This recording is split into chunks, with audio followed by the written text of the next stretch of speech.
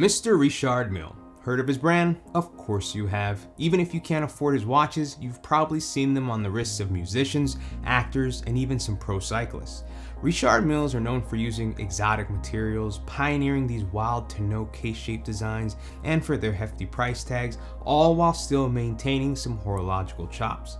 I was lucky enough to get a little hands-on time with this $1,095,000 RM66 flying tourbillon, so let's take a look.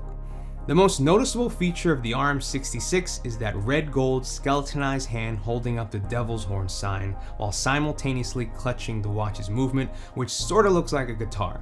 RM says the gesture symbolizes kinship and inclusion with a pinch of rebellion and darkness. However you interpret it, it's a pretty cool design to have in a watch. It's not my style, but it'd be right at home on the wrist of an Ozzy Osbourne or a Gene Simmons. Right above the hand is where you find the flying tourbillon.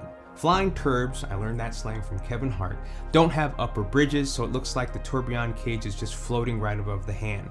In the middle, you also find the seal of the skull, which is a nod to a previous model from Richard Mille, the RM52. The case isn't as wild as the insides, but it's still a complicated affair. It's made of both carbon and titanium with some gold inserts on the sides.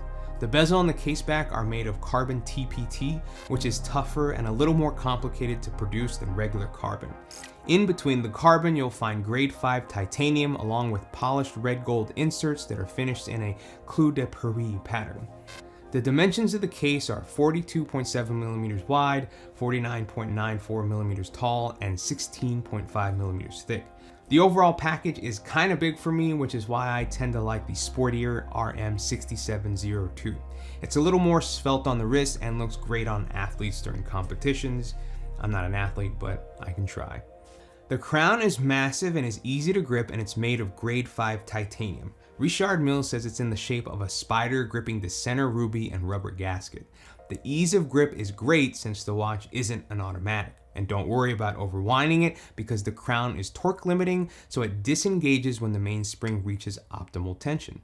The RM66 is wild and a crazy expensive rock star of a watch. Rocking out requires a little bit of crazy and unreasonableness, and this watch definitely embodies that in a good way. Again, it's not for me, but I respect the design and can see some rich folk really digging it. I've never really grabbed the devil by the horns, but if you have, then this watch is for you, if you can afford it, of course.